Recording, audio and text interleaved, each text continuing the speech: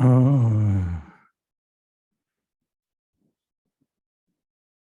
Vinjan. Hello, Anand. Hello, Emir.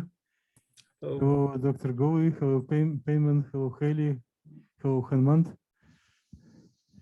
I will bring up the slides and start going over them. So on this Monday meetings, if you just for future information, we will always start about 5 minutes later because there is a like back-to-back meetings. I'll try to start at 4, but practically it's almost impossible. So do not worry, come make yourself comfortable and we will start. So the goal of today's meeting is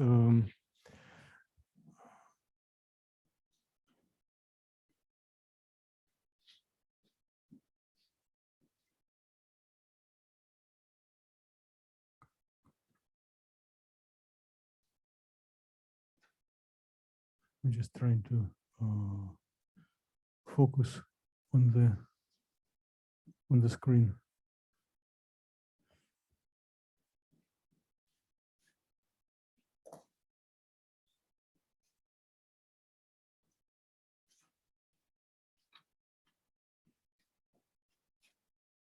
Yeah, it doesn't look possible. So the goal of the meeting is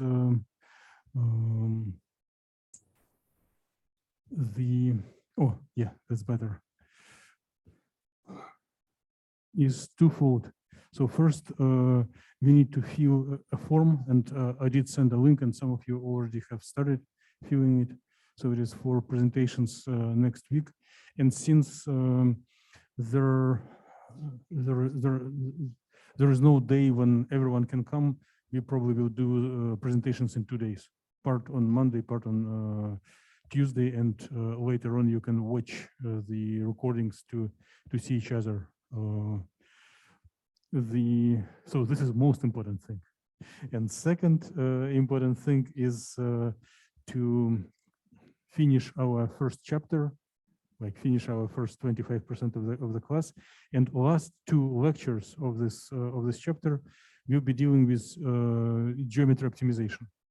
So some of you who are already exposed to quantum chemistry are doing it every day. Some of you who are doing force field molecular mechanics are also aware of this procedure, but and who do not. It's quite natural thing. Find such interatomic distances for which energy is minimal. But the question is, what are the algorithms, how to go over it? And it's also quite natural. If it is not a polymer with multiple local minima, if you know for sure there is one global minimum, there are like conjugated gradient and steepest descent methods, but we want to connect it to the material that we did before. And I will select the simplest way for the simplest model, but we'll go over it and get general idea how to put everything of related to modeling or computational modeling of material into one framework. So I'm not going to hit high. I'm just going to set up a reliable spot which will match other parts of the course. So it may take me like few seconds to bring up the slides, but while bringing them up, I can keep talking and tell that our next 2 meetings, today and tomorrow, we'll have the 2 sections. First, we need to transfer from the quantum equations for nucleus to classical equations that we will do today. And then in the space of classical positions of ions, we need to find a minimum tomorrow. So this is the plan. For the before we go to this class material, I suggest we all visit the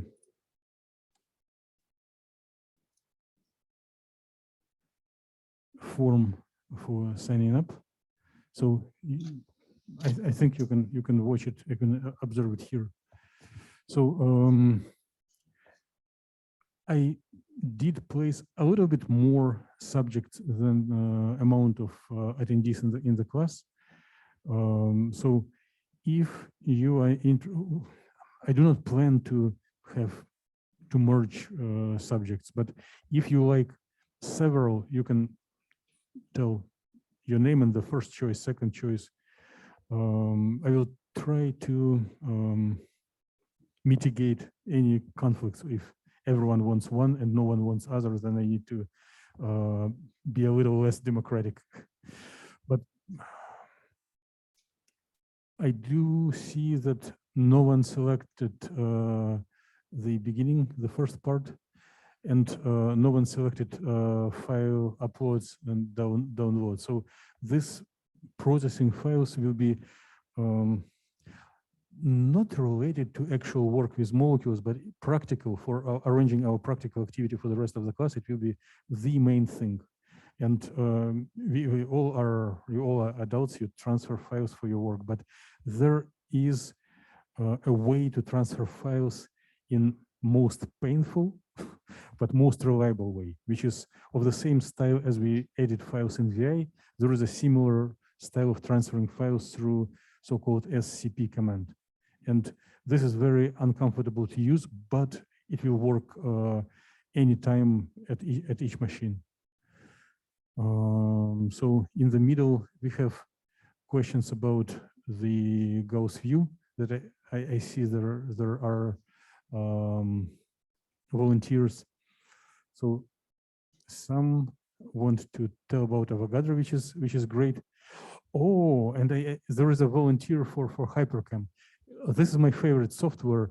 I'm not going to like purchase access for everyone, but I'll tell how to since we have a volunteer, I'll just give credit both to the presenter and to the software. It's really good. There was there were several very successful homeworks, and some of you already used databases for carbon nanotubes. Maybe the person who did it may teach others how to do it.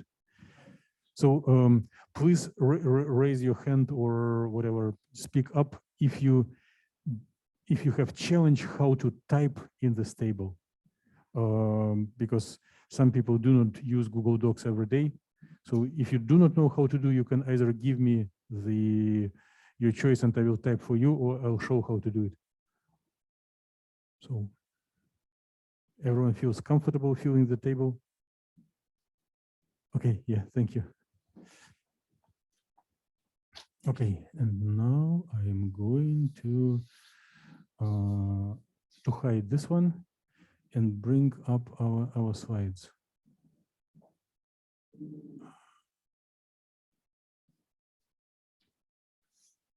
Okay.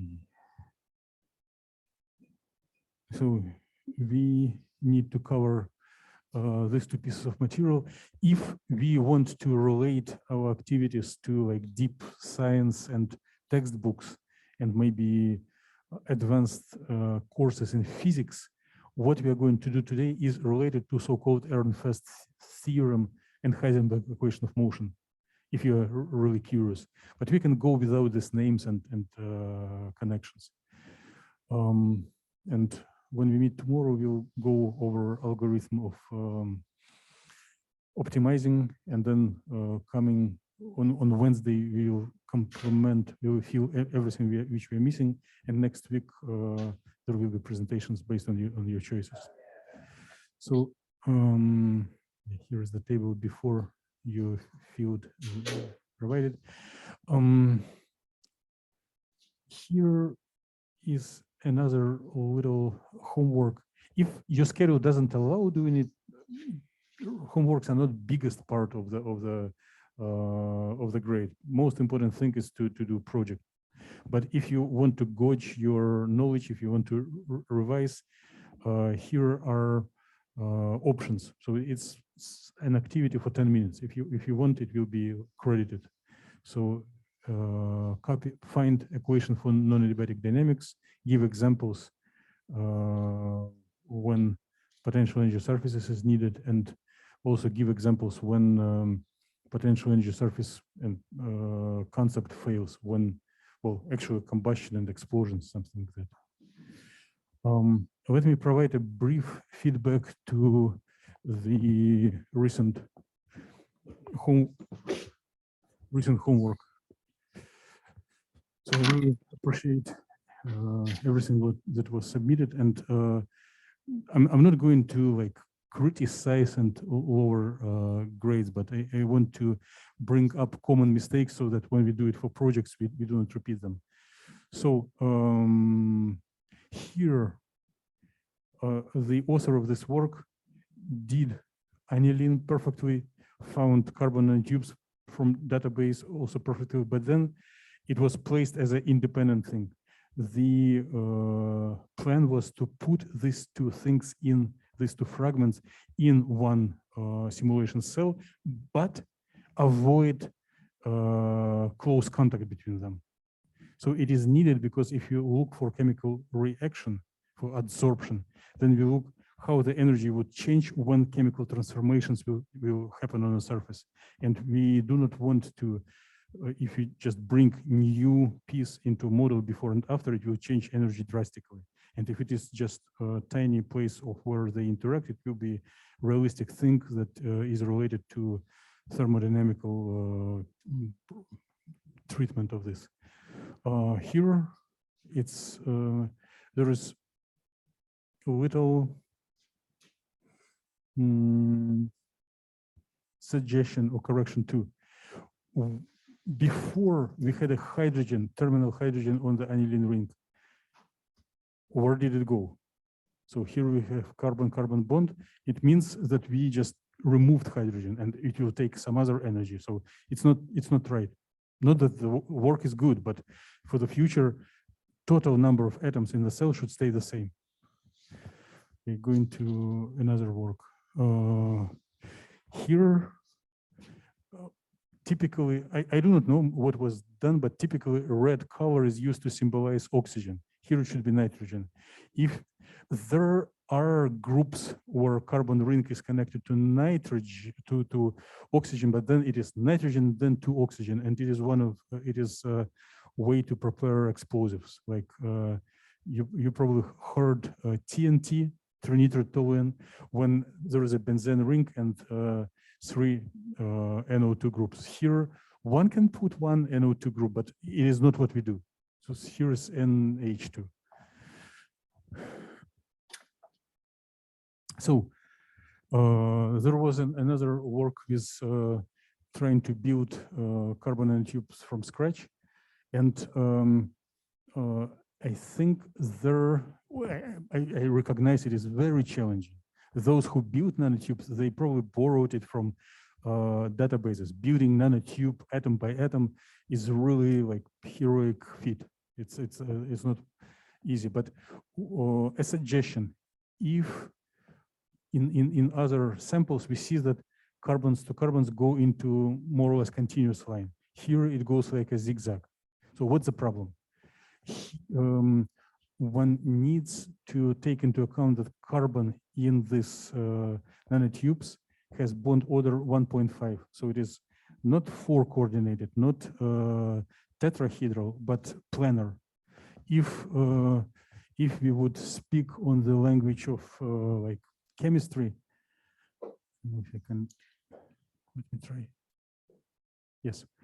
So here there is sp3 hybridization, and in the planar structures like graphene and nanotubes, there is sp2, where this carbon and its neighbor are oriented in a plane. Another example of homework. everything is perfect, but there is, by some reason, there is a extra hydrogen, so connected to both carbon and nitrogen. Chemically, it's not possible because hydrogen is monovalent. It can connect only to one thing. And this is also very, very beautiful model.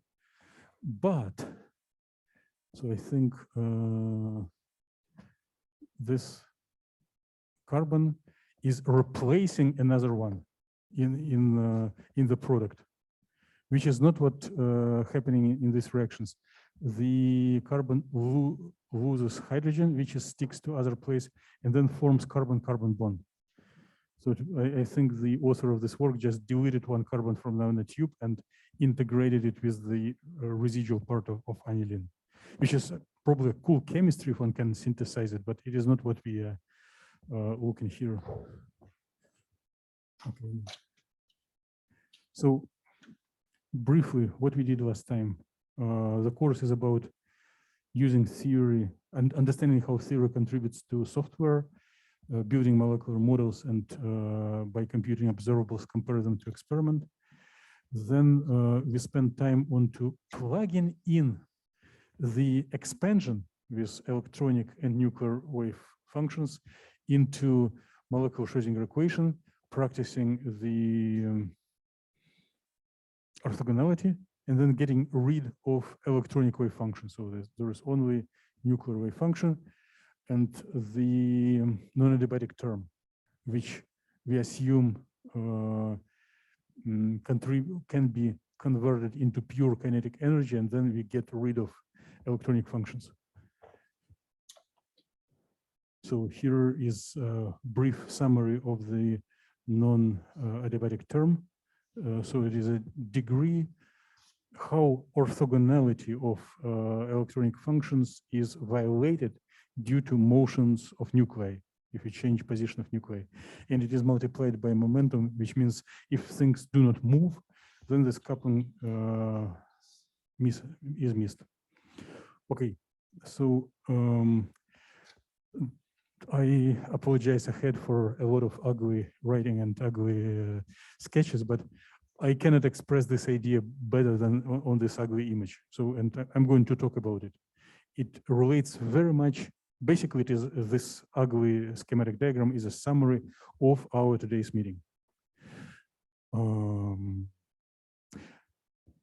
I really love a style of interview, but maybe it's better when everyone is in the class. Maybe on Wednesday, I'll make one-to-one interview and check if more details I need. Now I'm kind of rushing through, but anytime feel free to stop me, raise your voice and type in the chat line and I'll try to address.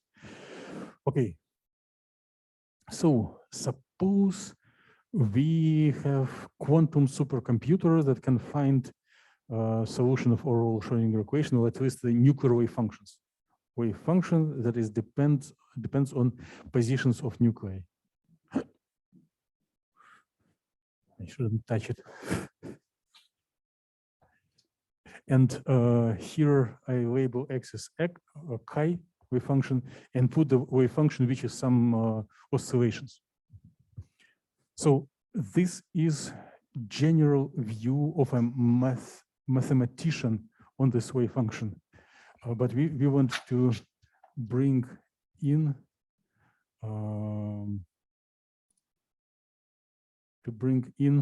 the common sense analysis. Was there any question in the chat line, or it was just request to admit? Yeah, I do not see things in the chat line. Okay, I'm going back. So I'm going back to shared screen. So if we accept our common sense about what we expect from nuclear wave functions, there is a very strong support and intuitive understanding that nuclear wave functions should be quite localized. Even if like proton has wave function has probability to be away from its designated position, this deviation from central position is not expected to be large, at least from our common sense. And if you want to justify it, it just has so big inertia, so it cannot be miles away. It cannot be even like angstrom away as an electronic cloud. It should be like small fraction of the angstrom.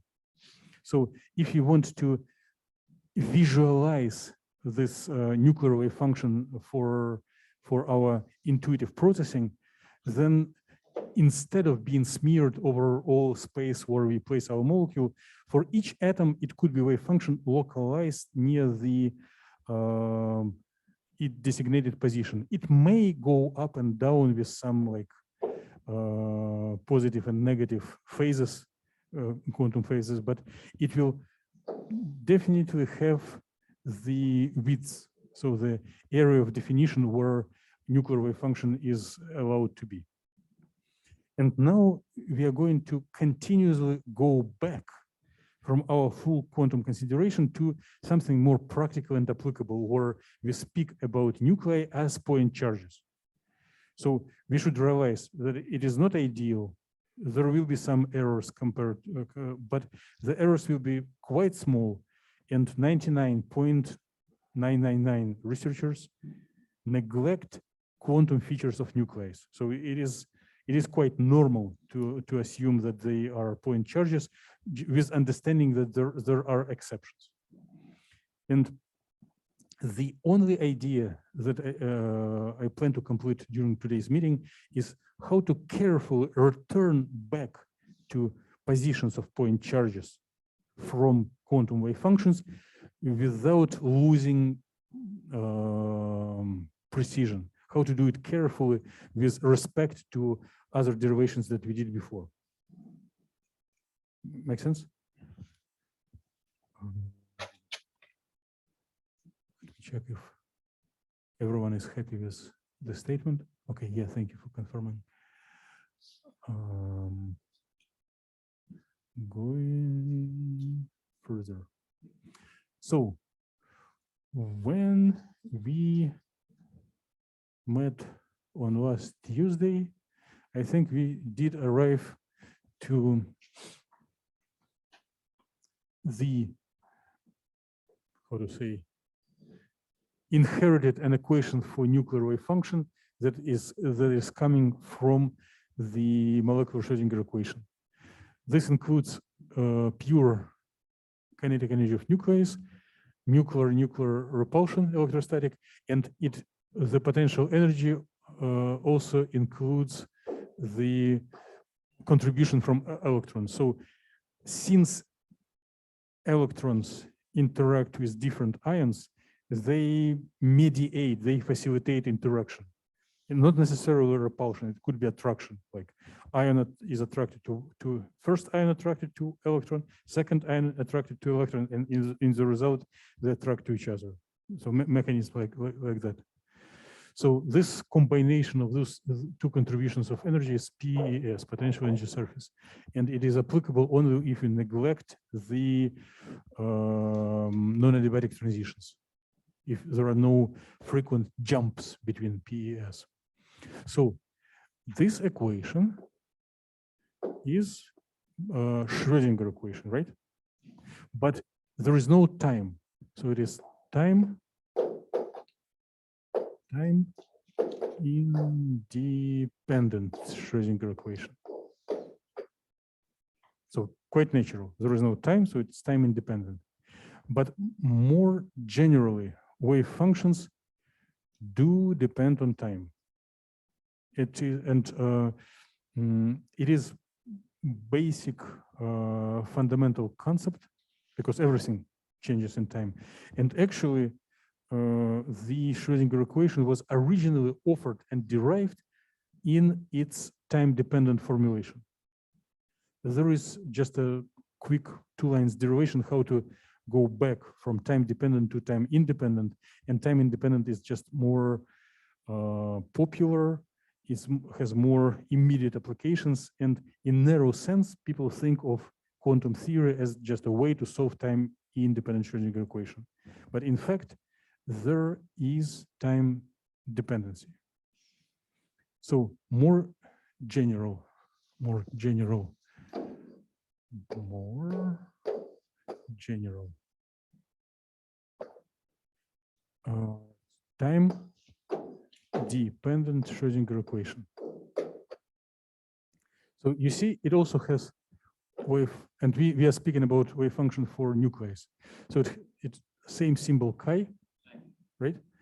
There is a wave function here and there, right? In addition to position of nucleus, it also depends on time here and there. And it has the same Hamiltonian as we had in its time independent counterpart. Kinetic and potential Hamiltonian.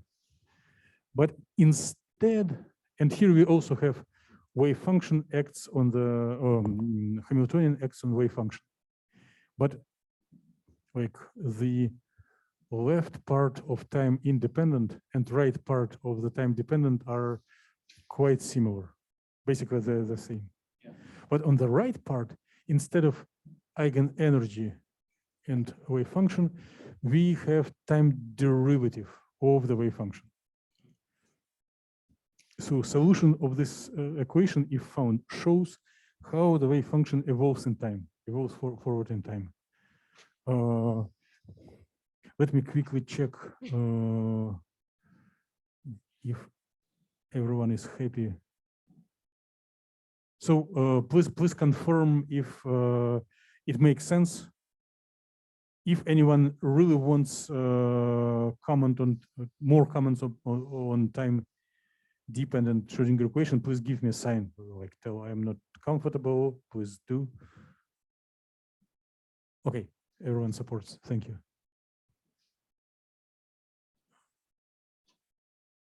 And after we are done with our designated time, I'll stay here if there are questions that someone feels more comfortable to ask one to one. So,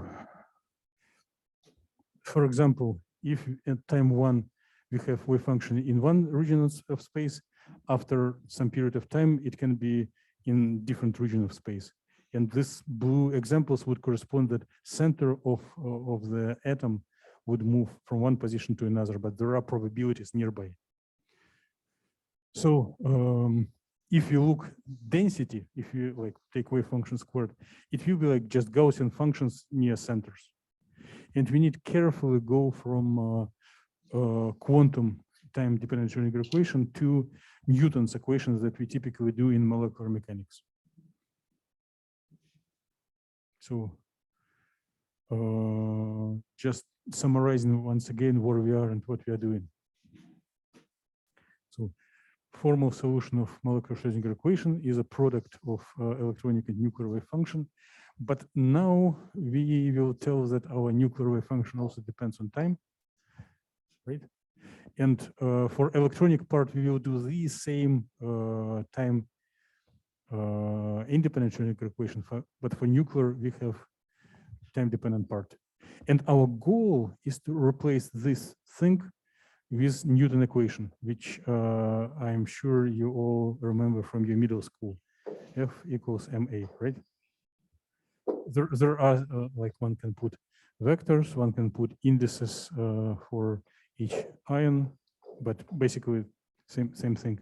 We need to carefully show that it is okay to go back from Schrödinger equation to Newton. And this is a potential energy surface that defines the trajectory, defines the force.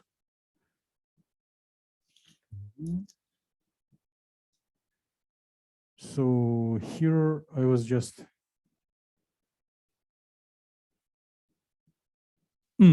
okay.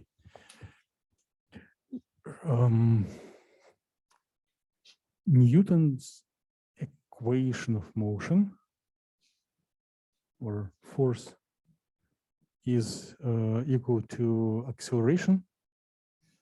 Can be like acceleration is second derivative of position. Yes. Or first derivative of velocity. But if we had mass here, right, we can put mass under brackets, and tell that mass times velocity is momentum. So Newton equation can be formulated as derivative of momentum equals force, right? And it is a very philosophically correct picture that a reason to change momentum or velocity is to be hit by a force, right? And here is just definition of momentum. So these two equations replace Newton equations. They have the same meaning, but for some mathematical tricks, they're more comfortable. Why? Because all derivatives are first order. And the first of this equation is kind of trivial. We don't need to prove it. We need to prove that time-dependent Schrödinger equation can be converted into this one.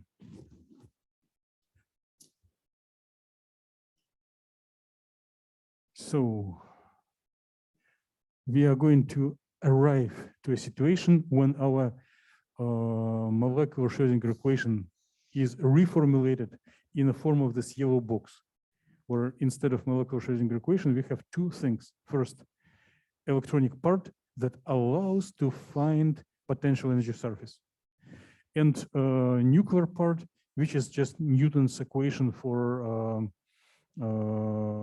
positions.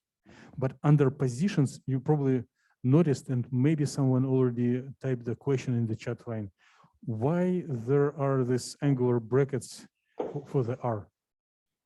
Or maybe you didn't ask, but you wanted to ask. And what are these notations? So these notations are literally the conversion, it's a protocol to go from wave function to observables. And in this situation, it's written here. So if you know nuclear wave function, absolute value squared multiplied by position and integrate, it will be expectation value of position, like first order momentum, right? If you do math and statistics. But momentum, there is a distribution, probability distribution, which is square of the wave function multiplied by this variable, and then by integral, it will be first order momentum. And if we convert nuclear wave function into expectation value, there is also a way to convert the force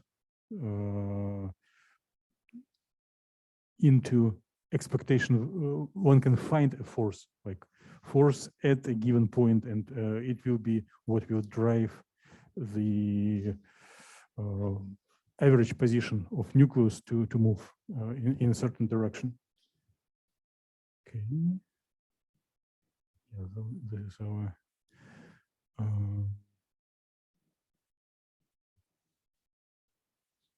so here is a little movie based on things that we were doing in the last class.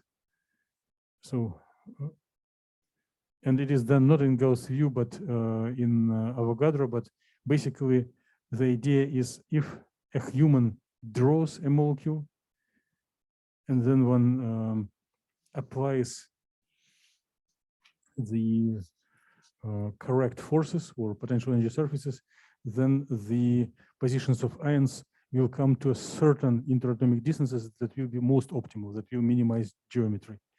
And what we do today and tomorrow is basically a background for this procedure, for geometry optimization.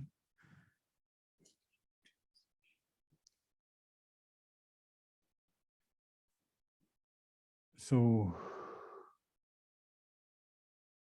I do not have energy to read my own comments. Probably they're useful, but who cares? Let's go through the diagrams. So a procedure that we need to go over is that there is a given position of ion. There is a given position of ion.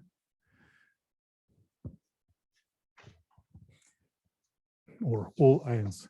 For this given position of ions, we, or someone for us, solves electronic equation, finds eigenvalues, and they are funneled into computation of potential energy surface.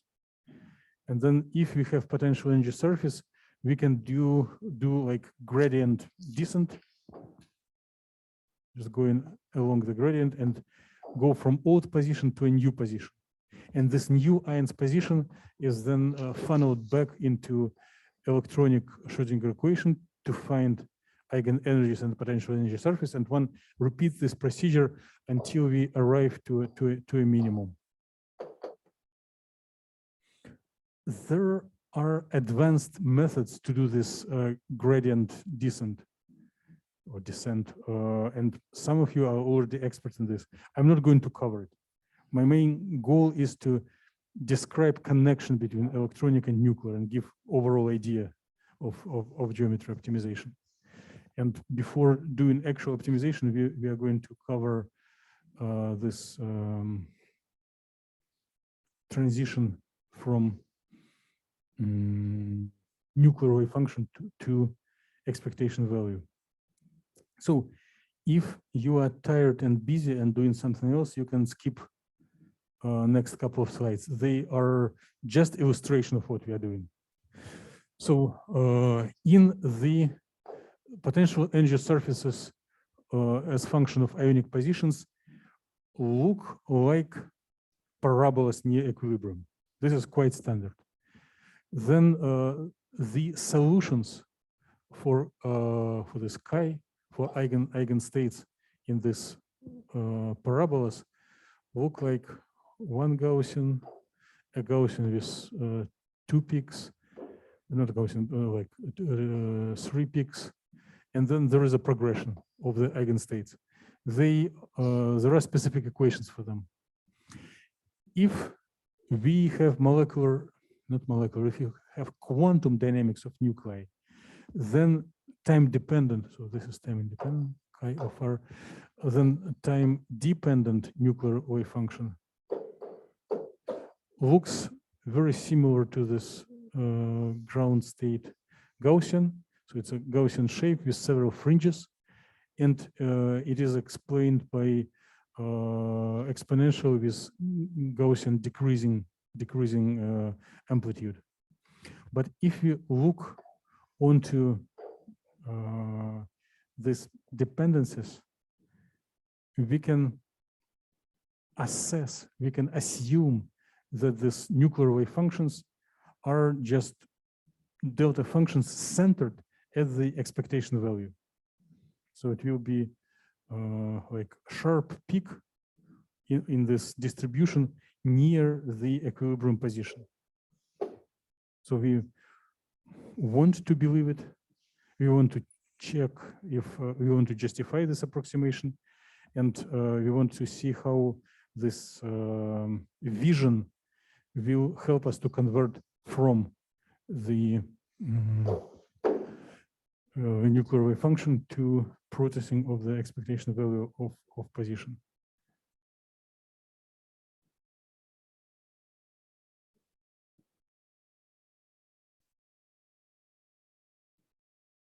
So here again, if you're not interested in technical details, feel free to like lean back and relax, or just sleep for another minute.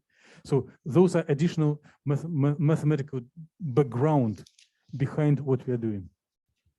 So a goal of this investment of time is to show that if we have quantum description, if you have time-dependent Schrödinger equation, we have operators, then it is very natural to go back into expectation value of position. So it is basically a proof of this theorem. Wave functions are often represented in 2 forms, bra and cat. Why? Because we often need to find either expectation values or probability distribution when they're used with and without conjugation. So bra is left is similar to row vector, ket is similar to colon vector. If we need to find an expectation value, which is a main procedure in quantum theory, like this, and operator in between, it means multiplying bra times ket and having operator in between. So this bra ket notation replaces integration. Suppose we do have an operator A, which in our case will be just position. So under A, we plan to put position of nuclei. And then we want to see how this position of nuclei changes over time. So now we algebraically take this bracket with three terms, and just by calculus, derivative of a product is derivative of first, derivative of last, derivative of middle one, right? And the derivative of operator is most cases it is 0. So we have only the first two things. Now, this derivative of wave function can be replaced by an interesting thing. So let's put a little star here, and I'm going to scroll back a few slides until I see something pleasant. And this something pleasant will be time-dependent Schrödinger equation for nuclei.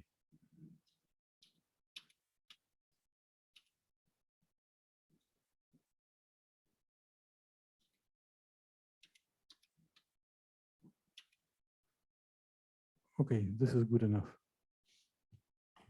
So if we see time derivative of the wave function, it will be equal to the same wave function multiplied by Hamiltonian. And to take care of the factors, we can put minus I over h bar. So anywhere we see time derivative of the wave function, we can replace it by Hamiltonian multiplied by wave function, so to get rid of the derivative. I'm going to substitute to plug in this trick about 10 times later. So I'm going forward until I see a little star in the upper right, a little bookmark that I left for myself. Okay, here is the bookmark. And here are my substitution. So wave derivative of wave function is replaced by Hamiltonian times wave function. If it is ket, if it is bra, it is the same thing, but wave function is in from other side and sign is swapped, because this conjugation means change of imaginary unit. And if I process this equation, if I plug everything together, I see that brackets chi can be put outside, and inside of the brackets we will have h times a, and here we will have, you see, a times h, or under a we assume position. So in quantum theory, the product of two things when they are multiplied is not always 0, and this is called commutator. So basically, the time evolution of expectation value is commutation of this operator with Hamiltonian. You need to practice patience for another 10 minutes of this torture with equations. Plugging in. So this is called Heisenberg equation of motion for an observable, and it is Heisenberg was a competitor of Schrödinger. So they were same age, same group, and they were competing who will formulate new theory better. If we want to consider R, the position of nuclei, as an operator A, we need to practice commutation of the Hamiltonian and position operator. So The Hamiltonian is composed of kinetic and potential. Kinetic energy commutes with position because, oh, no, it doesn't commute. Potential energy commutes with position because they are powers of the same variable. So we cancel the term with V, with potential. But for kinetic energy, TR, RT, we still have them. And now it's just your little travel into quantum world, which we will forget after we exit from the class. So kinetic energy is momentum squared, which later we will find that it is derivative over position. Position is just position. So we have P, R, RPP. So PPR minus RPP. It's not a defect of speech. It is just how it is. And under P, we should understand derivative. So second derivative applied to position minus position applied to second derivative. So these things can be interchanged. So this is too much for this course. I realize. Maybe if you watch it in the recordings or for use it towards advanced quantum theory course, it will be used sometimes. But my only excuse that it will be finished in like a few minutes. So if one wants to take a commutator, the rule of thumb is that one needs to bring algebraically this list of operators in the same order. Like we need to have PPR in all terms. And if you want to swap the order of position and momentum, it uses the standard commutation relation between position and momentum. If one swaps their order, one gets an additional term plus Planck constant times imaginary unit. So we get this additional Planck constant, and then the order is still not ideal. It's PRP, while we need PPR. So we swap these two once again, get another Planck constant, and after we do it, we will have PPR term, then another PPR with negative, but as a price for this swapping of the order, we have additional term, minus 2I H bar P. And this is a basic but beautiful consequence of quantum theory. So we applied just time-dependent Schrödinger and then Heisenberg, and then we wanted to find how the position changes over time, expectation value of position changes over time. And we see that with precision up to factor, it changes over time, same as momentum, right? So it goes very much along with our expectations with middle school physics and natural expectation. Like change over time of position is proportional to velocity, right? So it looks simple, but it is a big discovery, and people were like writing papers, getting Nobel prizes in 20s. So the classical and quantum theories give same or very similar results. And for us, it is a way to go back from these advanced quantum equations back to like force field or Newton's equation for positions of nuclei. So if one takes care of the definitions and factors, then one would arrive exactly to the quantum equation, to the classical equation. If one applies this approach to the momentum, like right now we know that expectation value, this angular brackets stand for expectation value of position, are defined by expectation value of momentum. Now we need to find how the momentum goes over time, and we need to practice this equation once again for the, we replace A with P for momentum. And if one carefully uses definition and plugs things in, one is arriving to a result that which is also quite natural, that gradient, expectation value of the gradient of the potential energy surface will define the force that can be plugged into equation of motion for this position and momentum. Okay.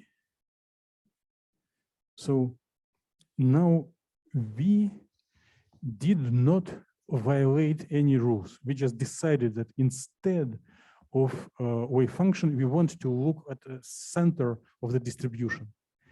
And by practicing it, we got equations which are the same as for Newton equations of motion, or their like analog, where instead of regular potential interatomic coulombic, we use potential energy surface, which just includes influence of electrons.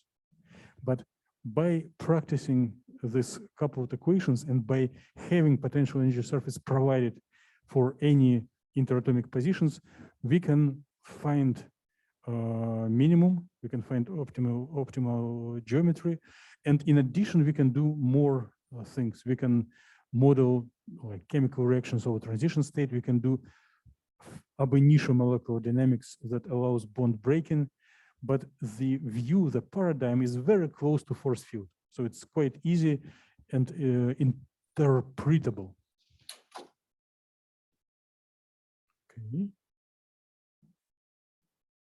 And by having this couple of equations, we can go from position and momentum at time t to position and momentum at time t plus delta t. And we can propagate it forward in time as long as needed. Okay. So basically, we are done. The keywords for things that we did, we practice Heisenberg equation of motion. When it is applied to position and momentum only, it is called Ehrenfest theorem. But in fact, we got the nuclear part treated by quite simple equations. So instead of wave functions, which are huge, unless there is a justification of important processes, it's so nice to get rid of them.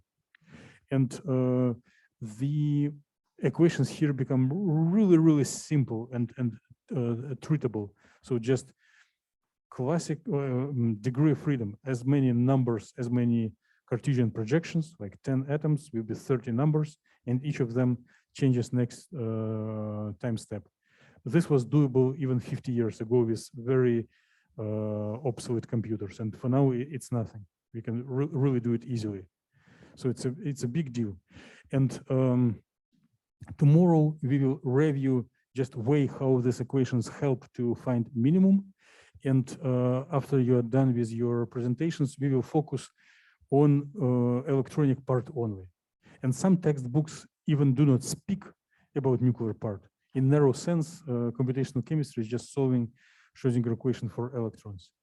At the very end of the course, we may eventually come back to nuclear parts and look for some dynamical processes. If some of you select cool projects like explosion or combustion.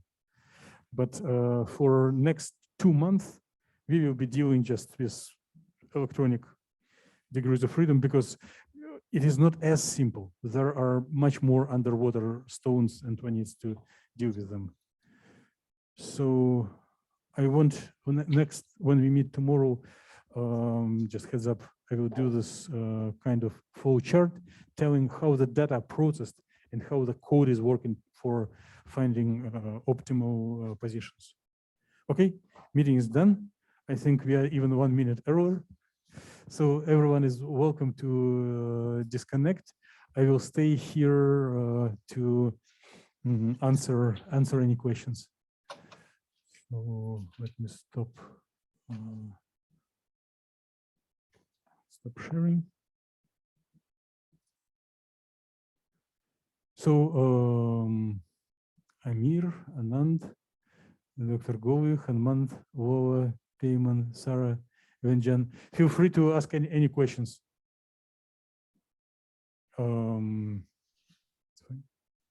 Hello, Professor.